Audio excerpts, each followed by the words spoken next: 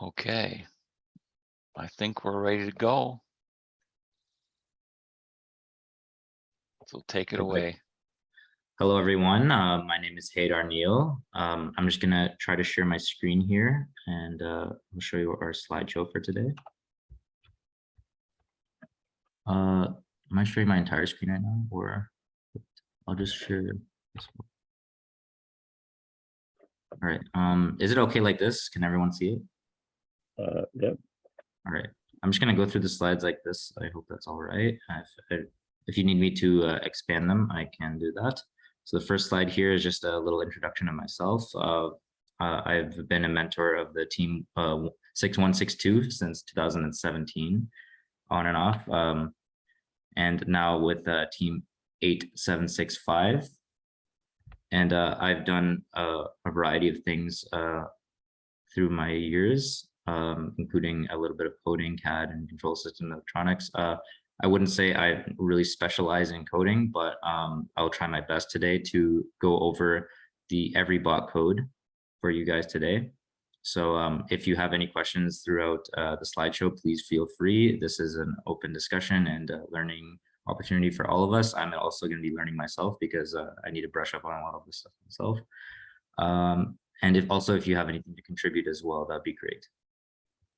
So the code I'm going to be referencing is available right here. I'm not sure if you guys have access to this slideshow, but I can drop this link in the chat, and that way you guys can take a look at the Everybot code.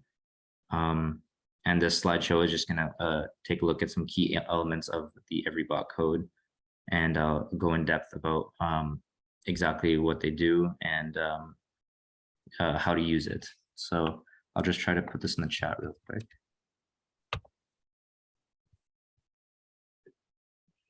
Hopefully everyone was able to get that. And that way you guys can follow along with the actual code. So all of these slides will be directly based off the code. So if there are no questions, we can go ahead and begin. All right, so the first one here is about imports. So importing for Java in general is very useful when you're dealing with any sort of advanced programming. We import code just to use pre-made code to interface with various systems on the robot. So we have a control mode. This is going to allow the robot to do various control modes. And then we have a Victor SPX control mode. Victor SPX is going to be, I believe, one of the motor controllers. And we also have Spark Max. So all these imports are very important. They must be imported for all the components of the robot to work, and it's highly dependent on what kind of equipment you have on the robot. So if you have different types of motor controllers, you'll have to give the relevant imports at the beginning of the code for them to work. So that's going to be the first thing you see at the beginning of the code is all the relevant imports. So this joystick is going to allow the controller for the robot to talk to the robot. It gives it all the relevant programming necessary for that. And we have timed robot. This will allow the robot to do things procedurally using time. And we have timers. This is important for the autonomous mode, which makes use of time to complete various tasks. And we have a smart dashboard, which allows the robot to interface with the computer, I believe. So first we begin by extending a timed robot, and this will define our robot as a timed robot, and we'll give all the relevant code for it to use timing. That's pretty straightforward. And then now we get to defining our motors. So these are the Spark Max definitions for the motor controllers. And here you can see we are defining them as brushed motors. These are for the drive motors. We have 4 of them. And you can refer to the wiring diagram here for reference of which motors are which. And it would be very useful to label them physically, and that way you don't get mixed up as you're wiring everything up, and making sure everything is wired where it needs to be. And then for the arm, it's a different type of motor, so it's a brushless motor, and we define that here. So yeah, once we've defined all of these, now the motors can be accessed through the code and referenced. So you'd have these names for the various motors, for the motors, and they have the naming convention: drive left A, drive left B for the 2 left motors, and drive right A and drive right B for the right motors. And then the arm will be defined as just the arm right here. And then we have the intake. So this is just initializing all the naming conventions for our motors. The arm has its own motor and the intake as well. And then we're just defining the controller. We've already imported it, and now we're naming it the driver controller. So now whenever we are referencing anything to do with controlling the robot with the controller, we are going to use driver controller as our name. So now we're going to be looking at some constants. So for motor movement, there are 2 types of constants. There are the power values and the time values. So these ones are going to be the power values, and you might have to do a lot of trial and error to find out exactly what works once you get the motors moving. But to begin with, you can use these constant variables, and you can tweak them as you go. So the power values are going to tell it how much power the motor is going to have, and the time values are going to tell the motors for how long they're going to move. So are there any questions so far? There's nothing in the chat yet. All right, perfect. All right, so these are our numeric constants for burst mode and auto start and go for auto. These are going to be used for the auto start is going to be used for the autonomous, I believe, and go for auto is whether or not the robot is ready for autonomous. So those are all beginning with the values will be set to false and 0. Haydar, we do actually have a question now. Oh, okay. From Robert Yan. He wants to know, what is the first argument of declaring the CAN/Spark / Victor objects?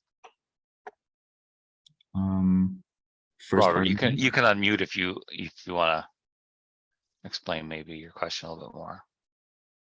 Yeah, sorry. It's just the it says new CAN/Spark max, so it's just and then there's a number, and then there's the type of motor. What does the number mean? Sorry. Oh, okay, that's a great question. So the motors are numbered 1 to 4, and well, because there are multiple Spark Max controllers, you use that integer to differentiate between all 4 of them. So if you wanted to like access motor number 1, like drive left A, you'd reference the Spark Max 1.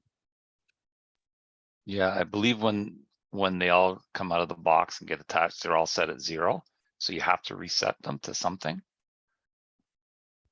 Yeah. And that would be done physically, I believe, right? With the not within the code. You'd have to actually, I'm not sure how that process works. You can do it through the Rev hardware client. And if you looked that up under Rev, I think they produced the Spark Max. You'll see that it gives you the instructions on how to do it. In fact, the Spark Maxes each come with a little orange USB cable that will allow you to do that. Yeah, so once you've set the each of the Spark Maxes to their relevant integer, then you can put what 6162 does is they put a little label on each one of the motor controllers, and that way you can easily wire up the motor controllers to the motors if you're ever doing any sort of modifications to the robot. Does that answer your question? Yeah, thanks. Perfect. So where were we? All right, so let's get to initialization methods. So this is going to initialize the robot. And then setting the drive directions of each of the motors. This you might have to test out and see what direction the motors are moving, and then tweak these variables accordingly. So if you see that you're wanting the motor, you're telling the motor to go a certain direction and it's not, then you can reverse that direction by setting each one of the drive motors to either true or false for inverted. And yeah, so if you, it's good to make sure that one by one, each one of the motors are going in the correct direction to avoid any issues while setting up your robot. And I believe this burn flash is just initializing the inverted state. I'm not too sure about that one. All right. So now, now that we've, is this like this? Huh. These are pretty much the same. Yeah, that slide looks like a bit of a duplicate there, I think. Yeah. All right, I guess I'll just skip over that one.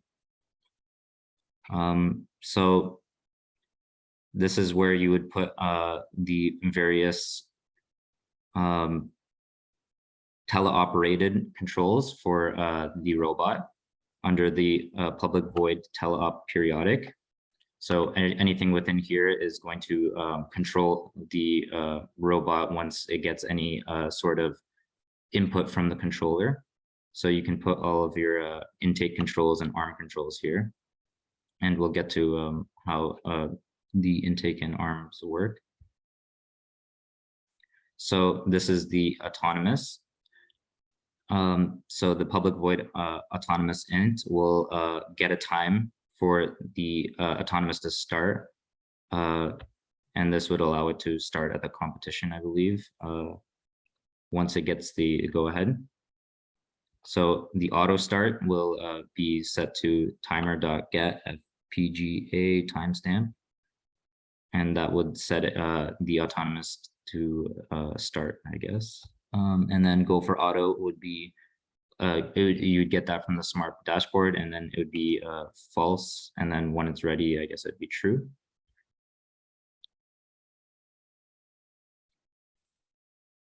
And so this is where you would make the autonomous code.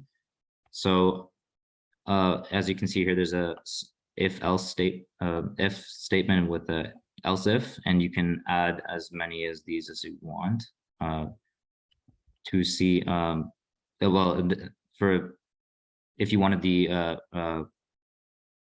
robot to spit out balls for 3 seconds, you would put the relevant code here. And if you want to make that slightly longer, you could change this to, for example, 6 seconds. And then, yeah, so this is just procedural code for the autonomous, and it will do things based on what time it is from 0.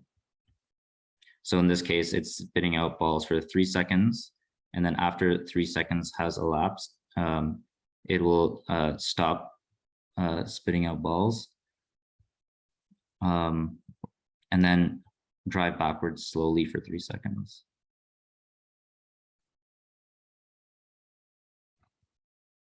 And so this is running continuously throughout the code.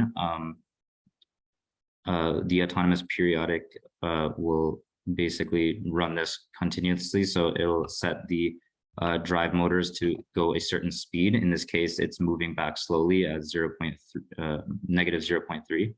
So if you want to move forward, you'd set this to a positive value, and you can tweak the speed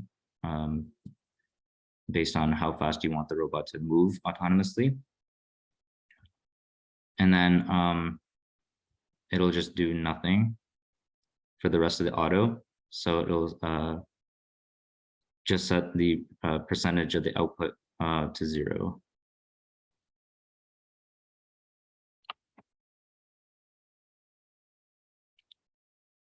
And this is the relevant code for making it do nothing. It just makes sure the motors are not moving at all. So it's just setting them to 0. So here's the ARM code. This will get a timestamp from when to start the ARM, and it's basically this. It turns into a Boolean, and it'll set the ARM to the constant variable you set it to earlier, and then it'll hold the ARM up once it's traveled the correct distance.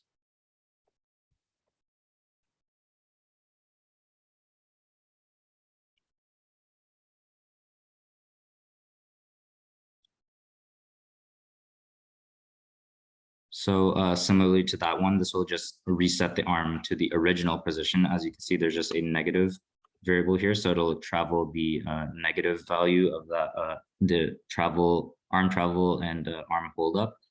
So that's to put the ARM in the down position. So the first one will set it to go up, and then it'll set it to go down. So yeah, that's pretty much it for this slideshow. If there's any other questions about how anything specifically works, or if you'd like me to go through the code itself and try to explain any parts from there, now's the time.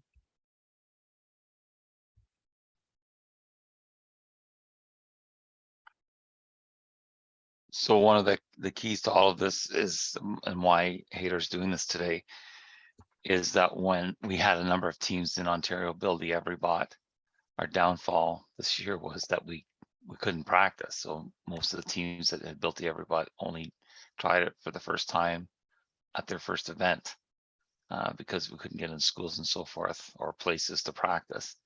We're not open to us all. And one of the things that is going to happen when they do it again this year is the code is going to look similar. So it's going to be a timed robot almost for sure, because it's easier for teams to start to do that. What we're hoping this year is that they give us their chassis size as soon as they can for those who want to build an Everybot.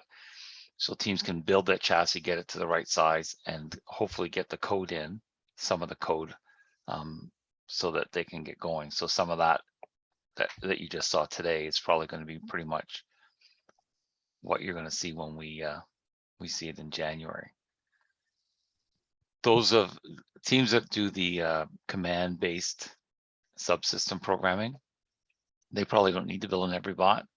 So it's for teams that are starting out, or a lot of us have new students and a lot of us have new mentors, even though we're veteran teams.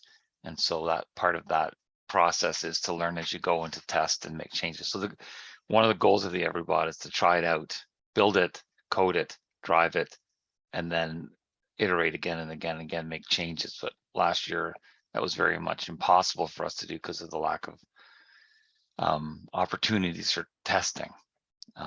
Teams couldn't even build game elements, just couldn't get in anywhere where they could do that at their school. So that's a big part of it. So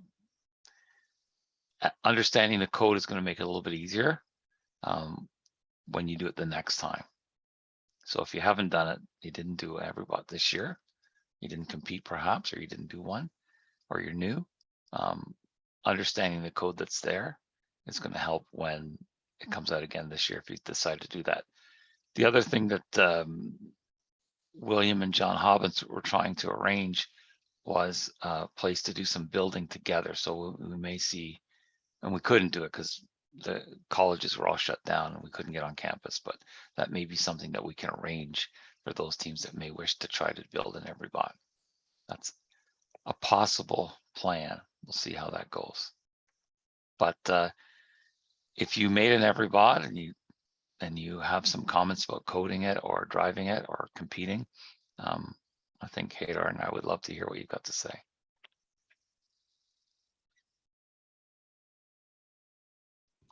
Oh, there's a good question.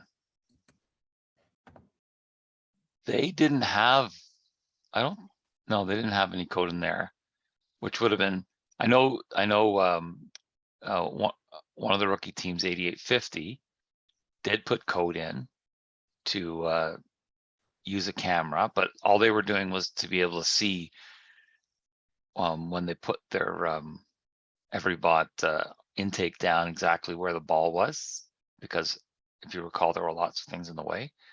So they had actually they had a camera on the front, just a webcam like you might be using right now, like I'm using right now to do this.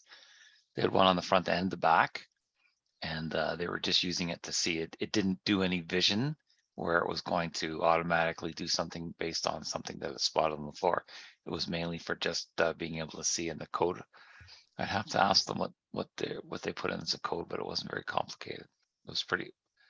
But that's another thing that we should mention is that it's actually quite useful for the Everybot teams to know who each other is, and if one solves a problem, to share it with the others. So that's something that you might do. So if you're interested in finding out what 8850 did, I can put you in touch with the mentor who did put the cameras on and helped with the coding.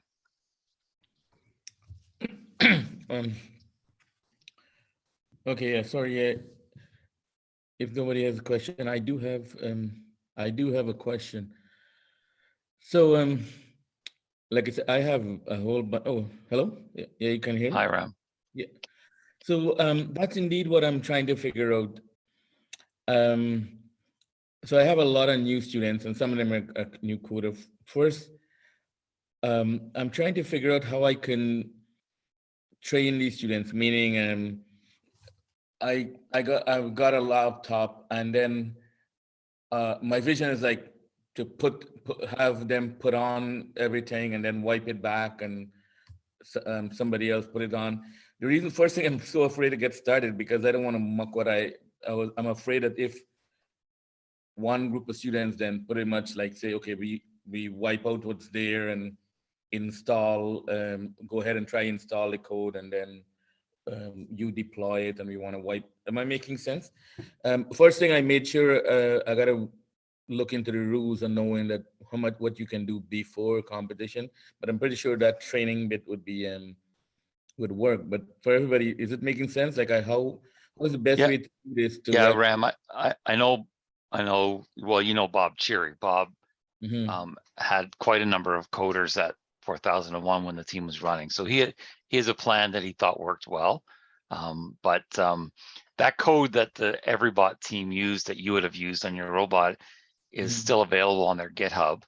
So it's not going anywhere. So even if they take that code off and they put their own code on, you'll still have access to that through the GitHub, right? So they can still do it afterwards. So I don't think they lose anything. Okay. In terms of, oh, sorry, go ahead. You can try any coding you want. The rules are, not so much about the coding, although you'd have to know what the game is to be able to code the robot to get any kind of a huge advantage, and nobody knows what the game is. So I don't think trying different things with your Everybot now with new students is not going to make any difference in terms of breaking rules and so forth. So yeah, you can pretty much do what you want. But one of the things that I know Bob used to do all the time was try to get students to learn code in a group, and then from the various laptops that they would have that they were using to learn the code is to go in and then make changes. And like Haydar mentioned when he was talking about it, the most obvious thing to do would be to take the original code and make some small changes in terms of the speed at which it does, or the how long it's supposed to hold itself up, or the power things, just so they get a handle on that, and then go from there. But Yeah, because what I'm afraid of, like, the thing I plan to figure out, and I haven't time to figure out before the students get started. So here's the scenario. So you have the thing, we take this brand new laptop, thank you, and then we download it to the robot, wipes everything off. But then I'm thinking, oh my God, what's gonna happen to the wireless? Is this gonna be all mucked up, and can we ever put it back? Because in a kind of way, I don't want to lose it all completely. So in other words, we trash the thing and then we can recover back the camera. no, the- I don't think that's a big worry. I don't think you're going to have problems with that. And there's people that can help with that for sure. So I wouldn't worry too much about that. But I see another question. Mhm. Mary Charles Hills. Hi, Paul. How are you? I'm older than I was yesterday, Mary. Sounds good. That's fair. Do you have, Paul mentioned something about the chassis. right? It almost sound as though we would get the kit of parts and everything. You were talking in terms of being able to build the chassis Right. so we So, can drive around the robot. right. So what Didn't I understand. mentioned was that we've already been talking to the Everybot people, and we had some suggestions, as did a lot of other people in North America, about things that we thought would help us in Ontario. And one of the things that was suggested was, instead of giving us all the information at the end, when it's completely built and Right. coded and CAD'd and tested and stuff like that, when they've decided on exactly how big their chassis is going to be based on the rules, Yes. to let us know. So if that's in 3 days, please let us know that this is what the chassis is going to be, and then people can build that chassis, and then they can put code in. Okay. And then you can get some driver practice. It won't be great driver practice because you're not having something on top of it's going to affect the balance and so forth, but it's going to give you a start. The problem that we saw, well, there were lots of problems that we saw last year due to a lot of pandemic issues, but is that it took so long for people to get started because they didn't have that initial chassis size, that they were trying to do too many things at once, and it became problematic. And then there was not really enough time to test, right? So that's one of the suggestions that was made. There were some other suggestions in terms of Bob Cheery had some suggestions about some 2D drawings in addition to what they'd send out with the CAD, so that it might be easier to make those cuts of the aluminum. But so yeah, we're working on some stuff we hope will make it a little bit easier. But Okay. Thank you. I think the code is as simple as it can be, the code that they've been providing. So Okay. it's a great starting point.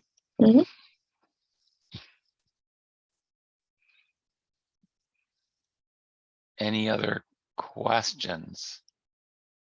Points of discussion? I missed is it Haydar's introduction? Haydar is with what organization, Paul? Or Haydar? 6162, I think. Okay. Yeah, I'm just a mentor for 6162 and also for 8765.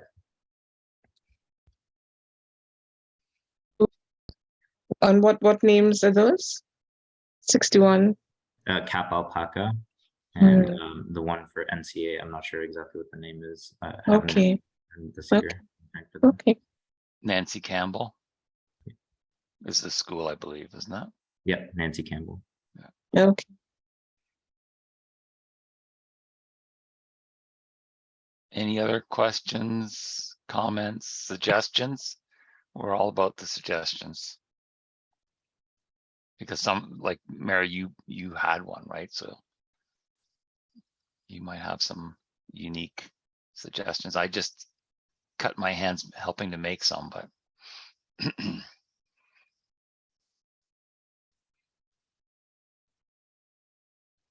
no other questions. So Okay. Haydar, oh, sorry, Ram, go ahead. And yeah, no, that definitely interests me. Just a comment, actually, not a question. So that actually sounds good. If you're saying we can, if I understand well from the Everybot people, they're gonna get us the information so that we can, if we're going with Everybot, or that's a good thing, we can actually build a chassis and get started. So and then that gives me a thought, a question though. In that case, so what if we get the things from the Everybot people, so that we make a chassis and kind of on the going with Everybot, and if, like, so the students decide to go with a different design, but the same chassis still work? If they cut it, it won't. So the idea is that like you had to cut the chassis this year, right? Like it wasn't straight out of the box. You would take it out of the box and then said, okay, we've decided, the Everybot people said, this is what we think we need to do. And we need to cut a certain number of inches off the width of the chassis.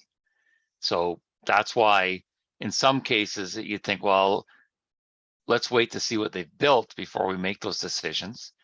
Other people are going to say, other teams are going to say, look, we're in, we're going to build this Everybot. That's what we're going to do. And we're going to learn how to use it. And then once we've tested it, maybe we'll make some changes. Maybe we can find improvements to it as we're testing and so forth. That's the goal of the Everybot people, is that you'll try it out and you'll make some changes. But you may say with your team, you might decide, I think we want to do the Everybot, but we're not sure. So we're going to hold off cutting the chassis, even though they're telling us this is what they're going to do. We'd kind of like to see what it looks like complete before we go that route. Okay, so you can see those two possibilities there, Ram, I guess. Right. So because normally you don't cut the chassis, is that right? No, you do. I think I don't think I've ever 4001, the team that I was most involved with, we made it, we cut it every year. In fact, the first year we got some advice from another mentor, and our robot was very, very narrow. Like I never saw another one that was that narrow that year in 2012.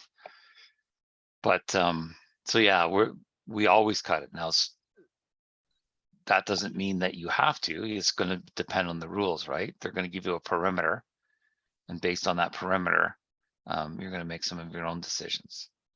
Oh, okay, right. So when the rules comes out, it actually kind of sort of dictates whether the size of the chassis. Is that right? Yeah, to some extent. I mean, you can have it smaller than the rules put. Like some people will do that for different reasons, but it was a little bit more difficult back in the day because a lot of the parts that would go on the robot, like the radio and some of the motor controllers, had to be bigger.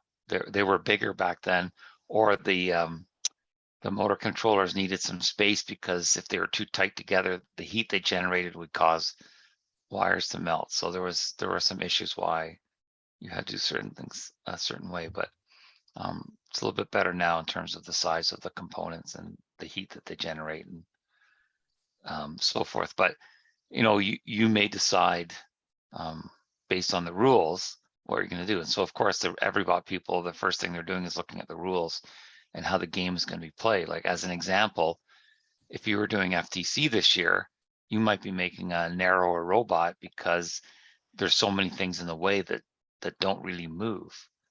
So you might decide, okay, well, I could build a robot that's by rules 18 inches by 18 inches by 18 inches tall, but maybe I need it to be a little narrower than that to get around the stuff that's going to be on the floor that I can't move out of the way, right? So reading the rules and then seeing what the game is and so forth is a big part of it. And that's what the Everybot people are doing right away as soon as the rules in the game is revealed.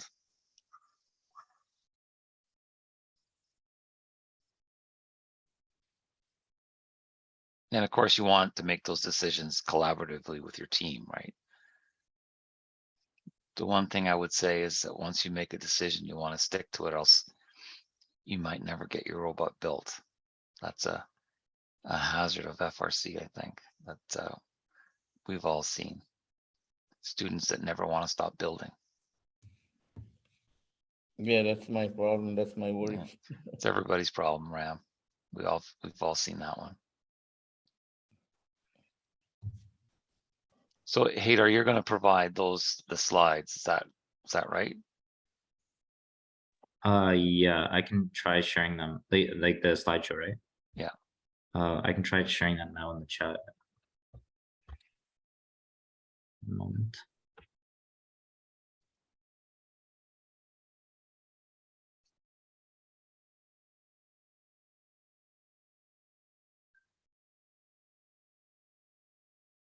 Yeah, so there's a question there from Robert, and it says, so will the actual code for the robot be all contained inside the main file like it appears in the link slideshow? I think previously our team, it wasn't the case and it got quite messy. Well, the way that this code sets up with, I guess there's two files, the main file and the robot file. You're right, that main file could get very, very messy if you have a lot of code in it. And typically when we're teaching students a code, which is what I did when I was a teacher, we want to avoid that because it does get messy as much as we can. The thing about the Everybot is it's designed to be very simple, so it's not really going to do a lot. Like in the example that Haydar was showing of the autonomous code, essentially what it would do was it had one autonomous code. It would get messier, Robert, if you had multiple autonomous codes, although you could still do that. Teams will do that. So the code that it had was its intake was up facing the area where it's shooting, the hub, and it would start the motors up and for 3 seconds and push the ball out into the scoring area. And then it would stop doing that. And then at the same time, it would set the left-right motors at minus 0.3, and it would back out past the white line it had to cross to get the autonomous points for movement. That's all it did. So if that's all you're going to do, and that's how they set it up, that would be great. What they are hoping, as I mentioned before, is that once you're able to test it at a practice field or at your own school or on your own facilities, then you might say, okay, well, you know what? That ball that's behind us is always in that spot. What about if we tried a second autonomous where we did the same stuff and then we went out to that ball, picked that one up and went back in and shot that one again? Then it becomes more complicated. And that's when some teams would prefer to have commands and subsystems. But yeah, so if you have one file that has all the code in it, Robert, you're right, it can get quite messy as teams try to put all the stuff in, especially when they start to make changes. All the more reason why you need those comments and remarks with the double backslashes there to explain what's going on, especially when multiple students are coding, if that's the way your team decides to do it. Hopefully that answers your question, Robert.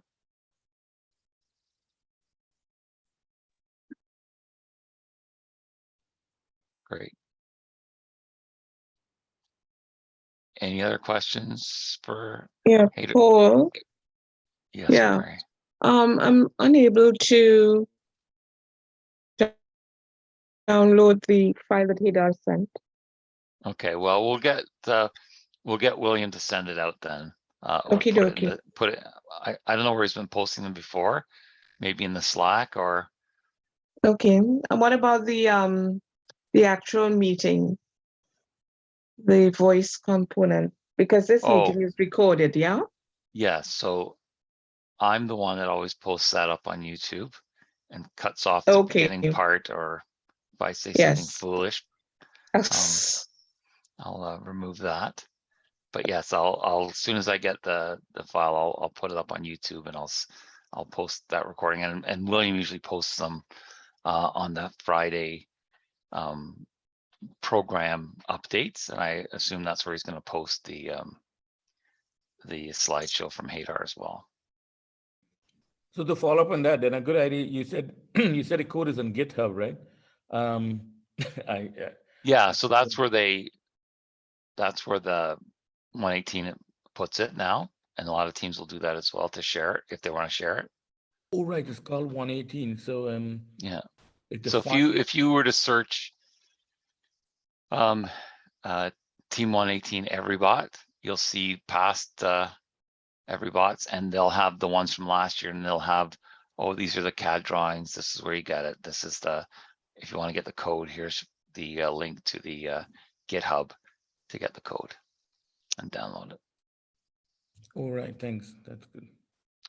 One of the things that was interesting is that it can be a little trickier if you don't have the exact same motor controller. So if you're doing that, you can look at that and ask some questions of people. Like I had to redo something. I was loaning a robot out to a new rookie team at Burr Oak Collegiate 9113 in Markham, and they I didn't have the Spark Maxes, so I was using Talons to use as motor controller. So, and I was trying to use the same Everybot code just to drive it around. So that involved making a few changes and looking a few things up, but it can be done. They haven't said it, but sometimes I think the Everybot team, what they do is, because they have a lot of parts around, is that they're using things that they might have, as well as the things that they're getting at the Home Depot in Houston, Texas, which are not always the same as the Home Depots in London, Ontario, or Newmarket, Ontario, for example, or Markham.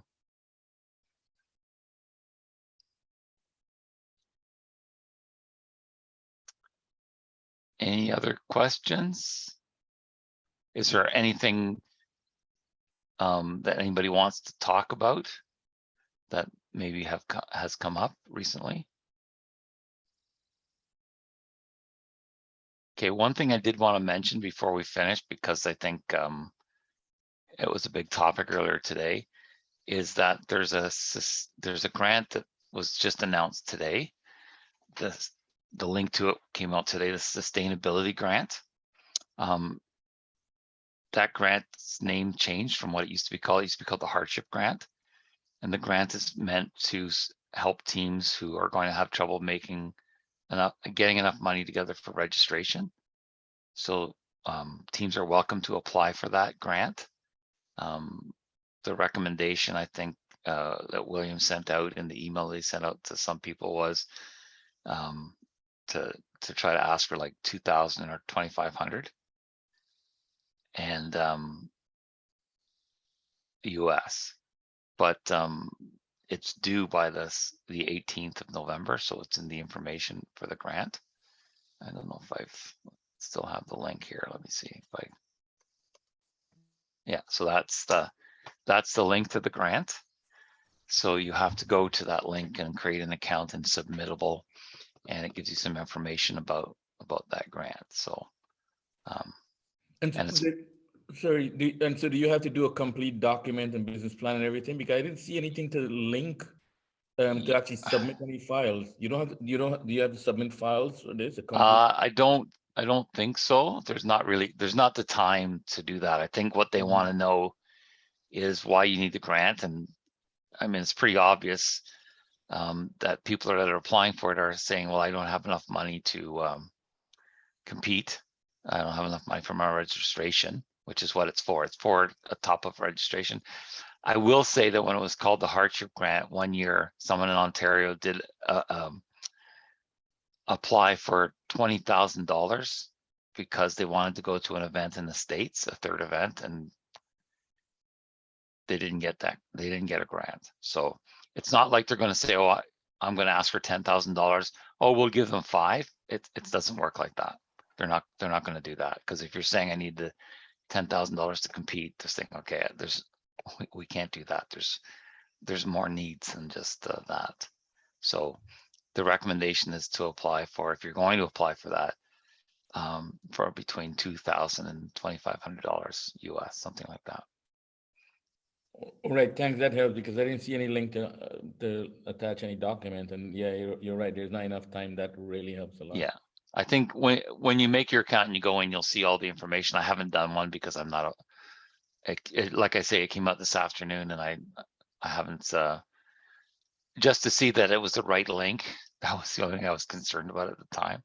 So I know it is, and I know that it says on it when it's due, and it gives some more information about, don't ask for the money unless you actually need it, because there are teams that really do, right?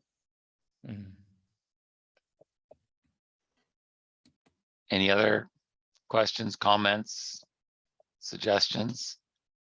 Yes, Brad, in answer to your question, it will be shared. It'll go up on YouTube in a day or so, whenever I can get it up there and edit it. The First Canada YouTube channel under the Mentor Talks. I'm sure that link will be also shared on the Friday update, as well as the link to the slides that Haydar did.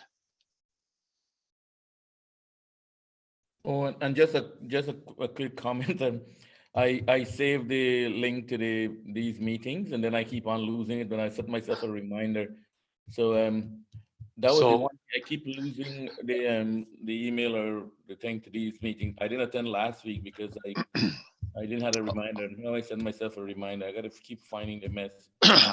Well, I was doing that until about 4 minutes before it started today, Ram. And then I remembered that William sends it out every week. There's going to be one in the program updates on Friday afternoons. So I just went to the program update, and it appears in my Gmail account under promotions. And then I saw the link, and then I just went in there. So if you're ever wondering about that, that's where he puts them. Okay, I'll check because I do. It helps me when I track and Yeah. check in when I get things, and then it serves as a reminder. But yeah, thanks. I'll work on that. It's one thing about being in first, there's a lot of emails. You get a lot of stuff. It's hard to remember it all. Okay, if there's no other questions, I think we're going to stop at this point. I'll say thank you to Haydar for doing this. I really appreciate it. Oh, Mary? Yep. Thank you. And Paul and Haydar. Very well. I can't wait to see everybody in person at the events that are going to be coming up. It's going to be great. And those of you that are going to pick up your kits at Studica on the day of the kickoff and game reveal, I'll see some of you there probably, because that's usually where I am. Thank you so much. No, you're very welcome. Bye. Thank you. Good night, everybody. Bye. Bye. Goodbye.